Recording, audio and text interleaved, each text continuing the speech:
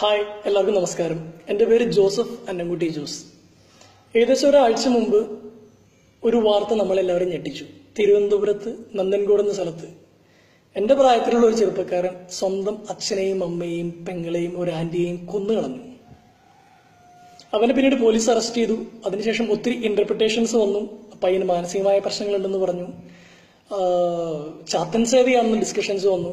അതിൻ്റെ ഇടയ്ക്ക് പറഞ്ഞ ഒരു വാക്കുണ്ട്: പലപ്പോഴും മാതാപിതാക്കളിൽ നിന്ന് അവഗണനകൾ അവൻ നേരിട്ടിരുന്നു.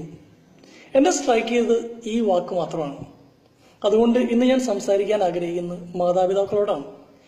മാതാപിതാക്കളോട് സംസാരിക്കാൻ മാത്രം എനിക്ക് എന്ത് ക്രെഡിബിലിറ്റിയാണ് എന്ന് ഞാൻ എന്നോട് ചോദിച്ചപ്പോൾ എനിക്ക് കിട്ടിയ ഉത്തരം: അധ്യാപകരായ മാതാപിതാക്കൾക്ക് ജനിച്ചിട്ടുണ്ട്.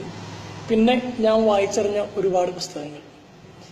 ഇതിന്റെ ബേസിലാണ് നിങ്ങളോട് ഞാൻ സംസാരിക്കാൻ ആഗ്രഹിക്കുന്നത്. ഒരു കുട്ടിയുടെ വളർച്ചയിൽ രണ്ട് കാര്യങ്ങളുണ്ടെന്ന് പറയാം.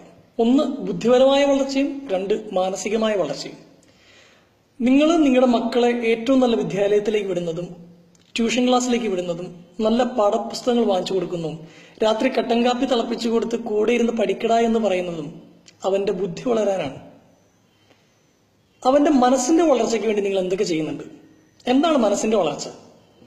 ജീവിതത്തിലുണ്ടാവുന്ന സങ്കടങ്ങളെയും പരാജയങ്ങളെയും വിജയങ്ങളെയും സന്തോഷങ്ങളെയും എങ്ങനെ ഒരു പയ്യൻ നേരിടുന്നു എന്നുള്ളതാണ് അവന്റെ മനസ്സിന്റെ വളർച്ചയെ തീരുമാനിക്കുന്ന ഒരു കാര്യം. എത്ര പക്വമായി അവൻ നേരിടുന്നു. ആ മനസ്സിന്റെ വളർച്ചയ്ക്ക് ഏറ്റവും കൂടുതൽ വേണ്ടത് മാതാപിതാക്കളുടെ സ്നേഹമാണ്. ഞാൻ നിങ്ങൾ രണ്ടാളുകളെ പരിചയപ്പെടുത്താൻ പോവാണ്. ഒന്ന്, നിങ്ങൾക്ക് എല്ലാവർക്കും അറിയാവുന്ന സച്ചിൻ ടെണ്ടുൽക്കർ. സച്ചിന്റെ ആത്മകഥ ഞാൻ വായിച്ചുകൊണ്ടിരിക്കുകയായിരുന്നു. അതിന്റെ ഒരു 150 പേജ് എത്തുമ്പോൾ നിങ്ങൾ തലയിൽ കൈവച്ചിട്ട് പറയും, ദൈവമേ, ഇത്രയും വൃത്തികെട്ടവനായിരുന്നു സച്ചിൻ ടെണ്ടുൽക്കർ. കാരണം സച്ചിൻ മഹാകുസൃതിയായിരുന്നു. ഒട്ടും പഠിക്കാൻ താല്പര്യമില്ലായിരുന്നു. മാതാപിതാക്കൾ എത്ര പറഞ്ഞാലും അവൻ പഠിക്കില്ല. ക്രിക്കറ്റ് കളി മാത്രമാണ് ഇഷ്ടം. ഒന്ന് പറഞ്ഞാൽ രണ്ടാം വാക്കിന് പുറത്തുപോയി ക്രിക്കറ്റ് കളിക്കുന്നു. ക്രിക്കറ്റ് കളിക്കുന്ന സ്ഥലത്താവട്ടെ ജനൽ തല്ലി പൊട്ടിക്കുന്നു, ചെടിച്ചട്ടികൾ പൊട്ടിക്കുന്നു. ഭയങ്കര ഉപദ്രവകാരിയായിരുന്നു സച്ചിൻ ചെറുപ്പത്തിൽ. സച്ചിൻ പറയുന്നുണ്ട്, എന്റെ അമ്മ ഒരുപാട് കരഞ്ഞിട്ടുണ്ടെന്ന്. ചെറുപ്പത്തിൽ സച്ചിന് ഒരു സൈക്കിൾ വേണമെന്ന് പറഞ്ഞ ആഗ്രഹം, ഭയങ്കര വാശി. സൈക്കിൾ വാങ്ങിത്തരാണ്ട് ഞാൻ ഭക്ഷണം കഴിക്കില്ല എന്ന് പുള്ളി തീരുമാനിച്ചു. ഗതികെട്ട് സച്ചിന്റെ അച്ഛന് ഒരു സൈക്കിൾ വാങ്ങിച്ചു കൊടുത്തു. എന്നിട്ട് പറഞ്ഞു, മോനെ സൂക്ഷിച്ച് കണ്ടൊക്കെ നീ സൈക്കിൾ ചവിട്ടണം. സച്ചിൻ അത് അക്ഷരം പ്രതി അനുസരിച്ചില്ല. പുള്ളി വേഗത്തിൽ സൈക്കിളൊക്കെ ചവിട്ടി ഒരു ഉന്തുവണ്ടിമേ കൂടെ കയറി തലകുത്തി മറിഞ്ഞ് കൈ ഒടിഞ്ഞ് വീട്ടിലേക്ക് വന്നു. സങ്കടം കൊണ്ട് സച്ചിന്റെ അച്ഛൻ സച്ചിനെ വിളിച്ചു പറഞ്ഞു, മോനെ നീ എന്താണ് ഇങ്ങനെ പെരുമാറുന്നത്?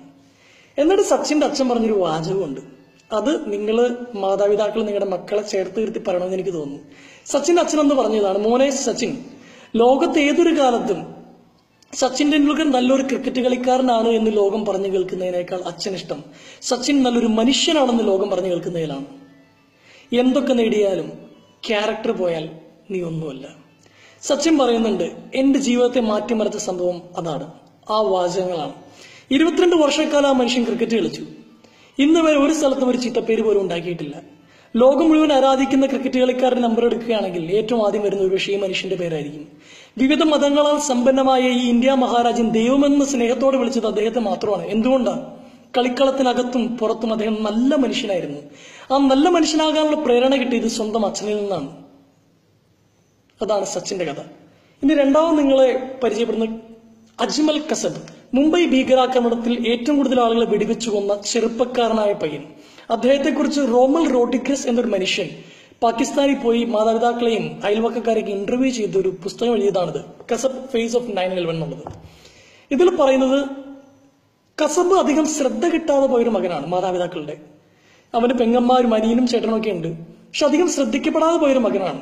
അപ്പം വളർന്നത് മുഴുവൻ കൂട്ടുകാരുടെ ഇൻഫ്ലുവൻസാലും അയൽവക്കക്കാരാലും ഒക്കെയാണ്. അച്ഛന് പഴക്കച്ചവടമായിരുന്നു, എപ്പോഴും ജോലിയുടെ തിരക്കിലായിരുന്നു. അമ്മ പൈസ ഉണ്ടാക്കാനുള്ള ഓട്ടത്തിലായിരുന്നു. ഈ മകനെ ആരും ശ്രദ്ധിച്ചിട്ടില്ല.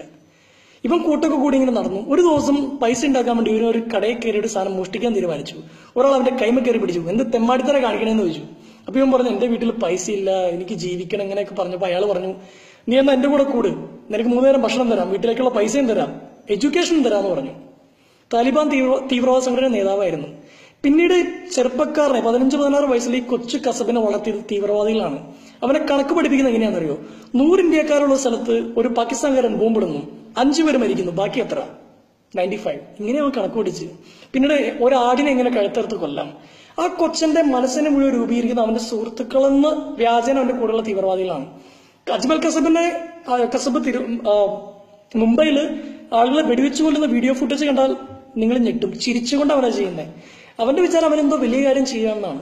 കസബിനെ ജീവനോടെ പിടിച്ചു കഴിഞ്ഞപ്പോൾ അവന്റെ ചോദ്യം ചെയ്യുന്ന സമയത്ത് കസബ് പറഞ്ഞ മറുപടി എന്താ അറിയോ? സർ, എന്നെ വെറുതെ വിടുകയാണെങ്കിൽ നിങ്ങൾക്ക് വേണ്ടി ഞാൻ ആരെ വേണമെങ്കിലും കൊന്നുതരാം. അവനറിയില്ല അവൻ എന്താണ് ചെയ്യുന്നത് പോലും. അവന്റെ മനസ്സിനെ സ്വാധീനിച്ചത് മുഴുവൻ തെറ്റായ കാര്യങ്ങളാണ്.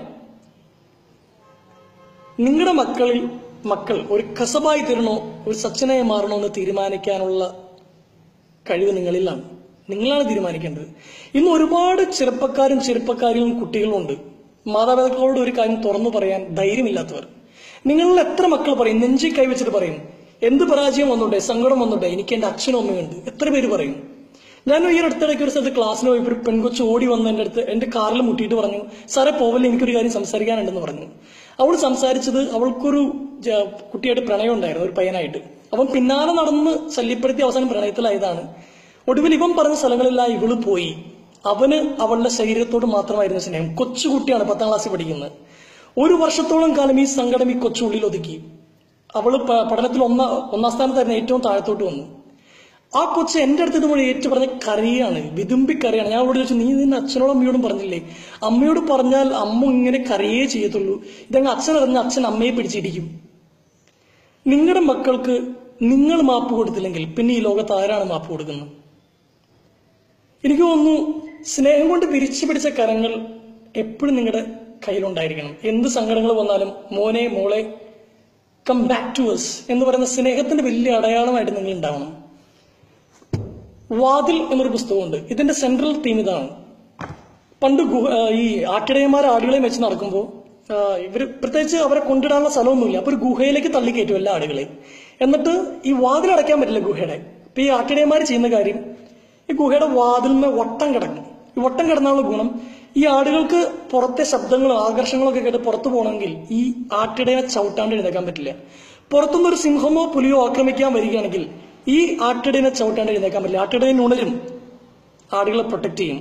എനിക്ക് തോന്നുന്നു ഒരു മാതാപിതാക്കളുടെ ഏറ്റവും വലിയ ഉത്തരവാദിത്വം എന്ന് പറയുന്നത് മക്കളുടെ മുമ്പിൽ സ്നേഹം കൊണ്ട് വട്ടം കിടക്കുക എന്നുള്ളതാണ്. ഒരുപക്ഷെ ജീവിതത്തിൽ പാളിപ്പോയാലും ഇടറിപ്പോയാലും അകന്നു പോന്നാലും തിരിച്ചു വരാൻ അവർക്കൊരു പ്രേരണയുണ്ടാവും.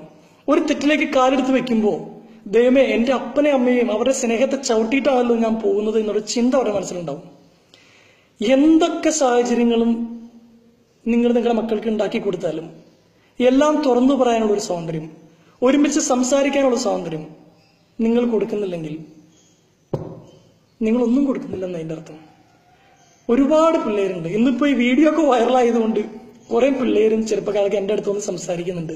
അപ്പൊ ഞാൻ ആലോചിക്കുന്ന കാര്യം ഇതാണ്, ദൈവമേ, ഇവരെന്തുകൊണ്ടാണ് എന്റെ അടുത്ത് വരുന്നത്? ഈ കാര്യങ്ങളൊക്കെ സ്വന്തം അച്ഛൻ്റെ അമ്മയുടെ അടുത്തും പറഞ്ഞാൽ പോരെ? ഒരുപാട് മക്കൾ ഇതുപോലെയുണ്ട്. നിങ്ങളുടെ മക്കൾ നിങ്ങളുടെ മുമ്പിൽ ചിരിച്ച് കളിച്ചൊക്കെ നടക്കുന്നുണ്ടെങ്കിൽ ഒരുപക്ഷെ അവരുടെ സങ്കടങ്ങൾ അവർ വേറെ എവിടെയൊക്കെയോ കൊണ്ടാണ് ഇറക്കി വെക്കുന്നത്. വേറെ ആരൊക്കെയാണ് അവർ ഗൈഡ് ചെയ്യുന്നത്. കുറച്ചുകൂടി സമയം നിങ്ങളുടെ മക്കൾക്ക് നിങ്ങൾ കൊടുക്കണം.